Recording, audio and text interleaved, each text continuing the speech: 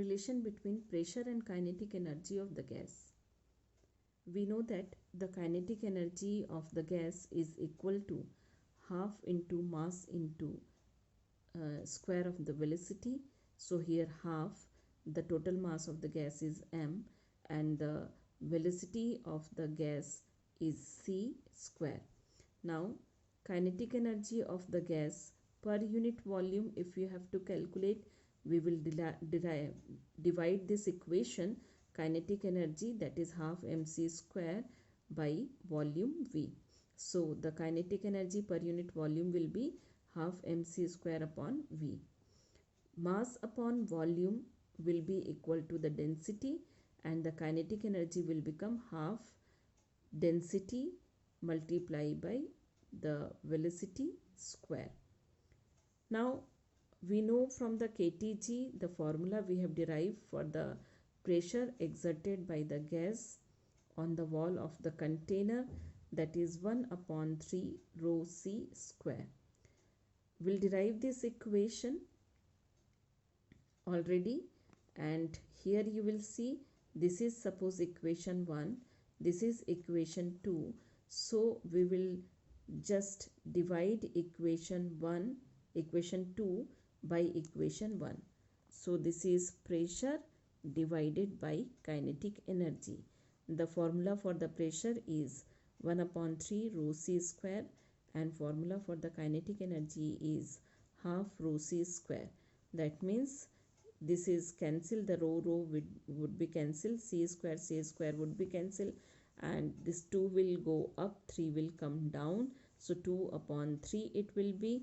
Now the kinetic energy will send in this side, transfer in this side, so the pressure is equal to 2 upon 3 kinetic energy. This is the relation between the pressure and the kinetic energy of average kinetic energy per molecule of the gas. We know already we have derived the formula of pressure exerted by the gas on the wall of the container by kTg is P is equal to m c square upon 3v, where m is the total mass of the gas, c is the velocity of the gas particles, and v is the volume. So by this formula we can write PV is equal to 1 upon 3 mc square, and this we will say equation 1. But we know already by the gas equation this PV is equal to RT, where P is the pressure, V is the volume, R is the gas constant, and T is the absolute temperature. This is equation 2.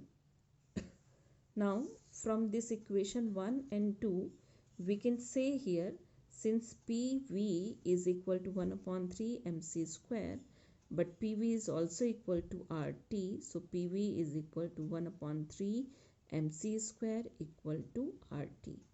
Or we can say, just by taking this two means this relation, we can say this 3 can be transferred here, so the mc square is equal to 3RT. So we will write here mc square equal to 3RT. Now average kinetic energy of 1 mole of gas can be written as half mc square.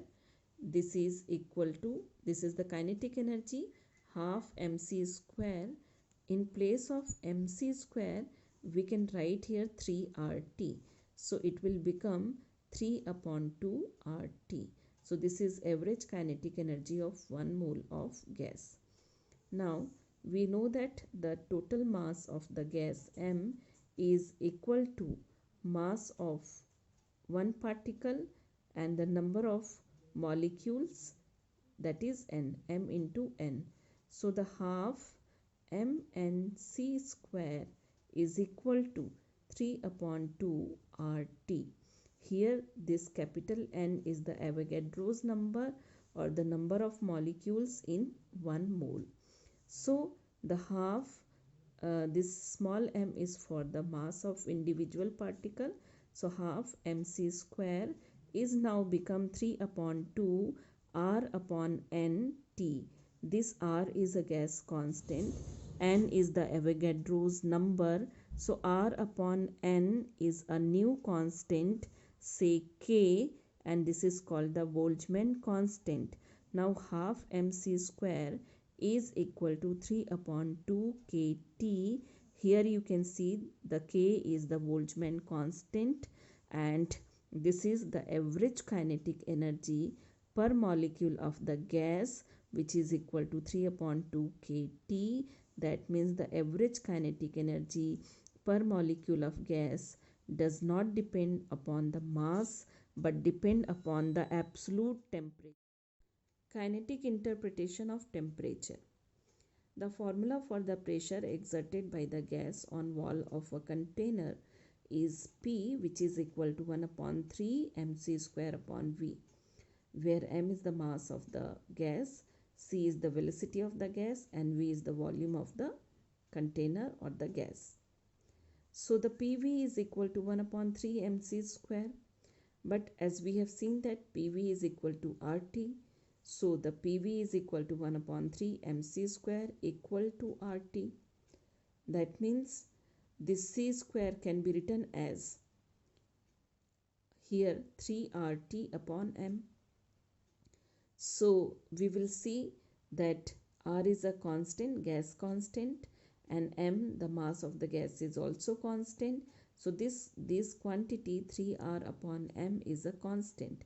If we just remove this quantity 3R upon m, so we can say simply the c square is directly proportional to the T. That means the c square, which is directly proportional to the absolute temperature, or the square root of absolute temperature, is directly proportional to C. That means the square root of the absolute temperature of an ideal gas is directly proportional to the root mean square velocity of its molecule. That is the second point that we can say, the half mc square. That means the kinetic energy, average kinetic energy per molecule of gas is also directly proportional to the absolute temperature. So average kinetic energy per molecules is directly proportional to absolute temperature of the gas here. Okay, so this is the kinetic interpretation of temperature by the formula derived with the help of KTG, the formula for the pressure. Okay, so we have the kinetic interpretation of temperature is that the velocity is directly proportional to the root of absolute temperature, and the average kinetic energy per molecule is also directly proportional to that. So from these two equation, as we have seen, the kinetic energy per molecule is directly proportional to the absolute temperature, and the velocity is also directly proportional to the root of the root of the absolute temperature. So from these two we can conclude here, if T is equal to 0, then C is also equal to 0. That means the absolute zero of temperature may be defined as that temperature at which the root mean square velocity of the gas molecule reduced to 0. It means the molecular motion ceased at absolute 0. So here we have actually interpreted the concept of the absolute 0 on the basis of the kinetic theory of the gases and the formula derived for the pressure exerted by the gases on the wall of the container. So that is means the conclusion was that the absolute 0 is what temperature? It is that temperature in which the molecular motion ceased, or you can say the where the velocity will become 0. The velocity of the molecule will become 0. Okay, so the absolute temperature is. Derivation of gas laws from kinetic theory. First we will derive the Boyle's law. We know that in the Boyle's law that the pressure and the volume, the product of these two will be constant at constant temperature. So we will derive the Boyle's law, as we have derived already the formula for the pressure exerted by the gas on the wall of the container is equal to 1 upon 3 mc square upon v, where m is the mass of the gas, c is the velocity of the gas, and v is the volume of the gas or the container. So PV is equal to, we can write 1 upon 3 mc square. Just now we have seen here the c square is directly proportional to T, that is the C is a constant at constant temperature. So if C is the constant at constant temperature, C square would be also a constant at constant temperature. That means this right hand side, the equation, you will see the 1 upon 3 is a constant, the mass of the gas is also a constant, and C is also constant at constant temperature. So the equation, that is P into V, will be equal to a constant quantity at constant temperature, and this is only. Now we'll see Charles' law. The volume V of a given mass of a gas can be given by V is equal to 1 upon 3 mc square upon P, because already we have derived the formula for the pressure through the kinetic theory of the gases, that is the pressure exerted by the gas on the wall of the container, which is equal to P 1 upon 3 mc square upon V. So now we can calculate here V is equal to 1 upon 3 mc square upon P. You will see here the V is directly proportional to C square if the pressure will be constant. So if the pressure will be constant, the 1 upon 3 is a constant value, the mass of the gas is a constant value, and if you are keeping the pressure also constant, that means this quantity, that 1 upon 3 m upon P, this will be a constant quantity. So we can say that the V, which is the volume, is directly proportional to the C square. But already we have seen that the C square is directly proportional to the T, the absolute temperature. So we can say if V is directly proportional to C square and C square is directly proportional to T, so we can conclude here that the V is also directly proportional to T at constant pressure, and this is the Charles law. Now we will see the Gay-Lussac's law. The Gay-Lussac's law is saying that at the constant volume, the P is directly proportional to T. That means the pressure is directly proportional to absolute temperature. So we will derive this by the kinetic theory of the gases. Here the pressure P of the given mass of an ideal gas is given here. P is equal to mc square upon 3V, and at constant volume V, the m is a constant quantity, 3 is a constant quantity, and V is also a constant quantity. So P is directly proportional to C square. But already we have derived that the C square, that is the velocity square, is directly proportional to the absolute temperature. So if P is directly proportional to C square and C square is directly proportional to T, so you can say P is also directly proportional to T, and this is at constant volume. So this is only the standard gas equation we will derive by the kinetic theory of the gases. Here the formula we have derived through the kinetic theory of the gases for the pressure exerted by the gas on the wall of the container. P is equal to 1 upon 3 mc square upon V.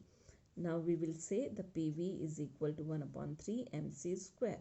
Here 1 upon 3 and m is a constant quantity. So you can say that the PV is directly proportional to C square. But the C square is directly proportional to T. So PV is also directly proportional to T. If you just remove the proportional sign, a constant you will put here, that is PV is equal to RT. This R is called the gas constant, and this is only a standard gas equation. So we have derived the standard gas equation by the formula of pressure exerted by the wall on the container through the kinetic theory of the gases. Now the fifth application we will see here, that is the Avogadro's law. Avogadro's law, the statement is this: the equal volume of all gases under identical condition of temperature and pressure contain the same number of molecules. That means equal volume of all gases. That means if we are taking some gases, some sample of the gases, and if we are keeping the volume of all these gases equal under identical condition of temperature and pressure. That means temperature also equal of all these gases and the pressure is also equal for all these gases. So in such situation, the gas will contain, all the gases will contain the same number of molecule. This is called the Avogadro's law.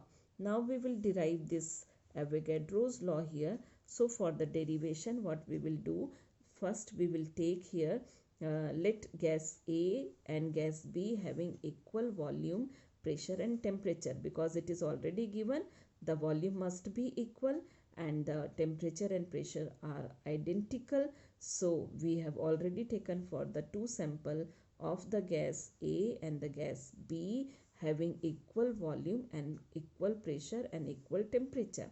So these are, suppose gas A have mass m1 and gas B has mass m2 and the number of molecules n1 and n2 respectively here.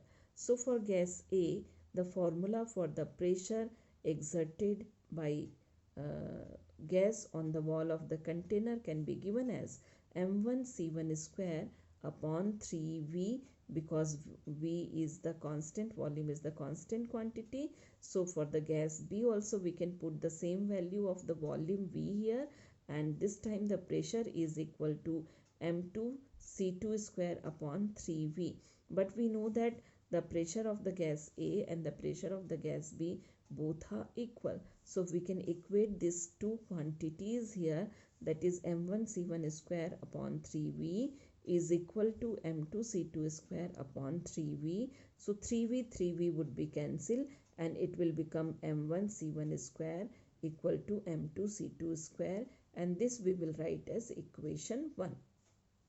Now we know that the average kinetic energy per molecule, which depends on the absolute temperature, is equal for both you will say, because the temperature is equal. So when the temperature is equal, so average kinetic energy per molecules also equal. The average kinetic energy per molecules of the gas A is half m1c1 square, and this is for the gas B is the half m2c2 square, and both will be equal here.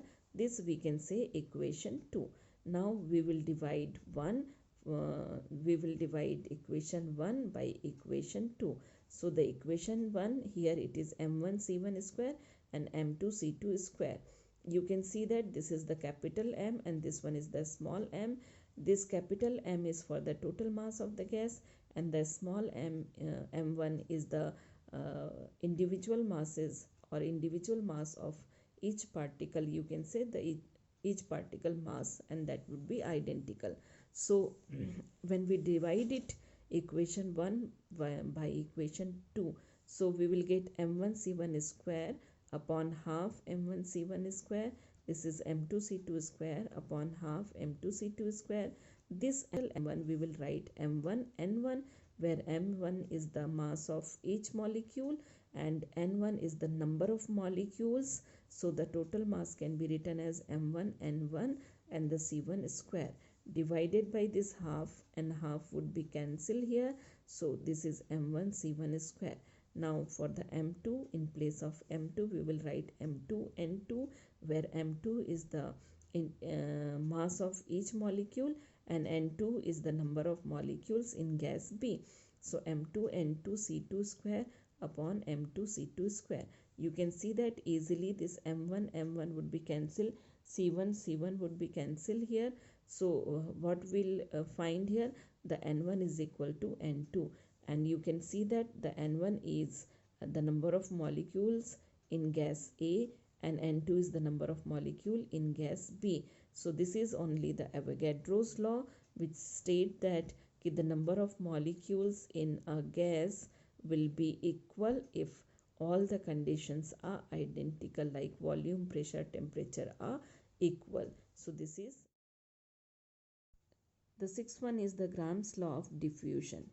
Gram's law of diffusion, the statement is the rate of diffusion of the two gases are inversely proportional to the square root of their densities. So this is the Gram's law of diffusion.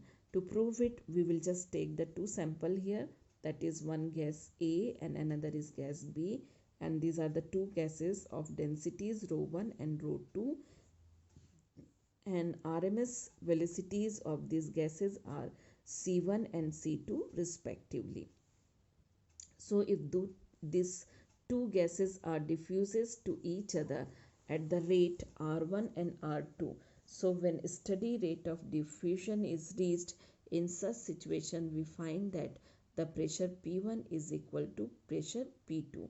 The pressure P1, that means the pressure of the gas A, and the pressure P2 is the pressure of the gas B. So both the pressure will be equal if the state of diffusion will be steady. Then we will say here in such situation, if P1 we can write as 1 upon 3 rho 1 C1 square, and P2 is the pressure for the gas second gas, so this is 1 upon 3 rho 2 C2 square we can write here. So from this formula you know that 1 upon 3 will be cancelled, so rho 1 upon rho 2 must be equal to C2 square upon C1 square. Or we can say simply, if you are just taking C2 and C1, so we'll put root over here, so root of rho 1 upon rho 2 is equal to C2 upon C1. But we know that the rate of diffusion is directly proportional to root mean square velocities of molecule. So directly proportion, that means C2 we can take C2 as Kr2 if we are taking, and C1 we are taking Kr1. So if we take C2 upon C1, it will be Kr2 upon Kr1, and Kk would be cancelled, it will become R2 upon R1. So what you will find here, this is the rate of diffusion R2 upon R1, and which is now equal to the square root of the ratio of the densities, that is the rho 2 upon rho 1. So here we will see R is inversely proportional to 1 upon rho. The R is inversely proportional to 1 upon rho, or we can say here the rate of diffusion is inversely proportional to the density of the gas. So this is called the Gram's law of diffusion. Now we'll see the seventh and the last law, last application of the kinetic theory of the gases, that is the Dalton's law of partial pressure. The statement of the Dalton's law of partial pressure is the total pressure exerted by a mixture of gases which do not interact with one another is equal to sum of the partial pressure which each would exert if it atoms occupied the same volume at the given temperature.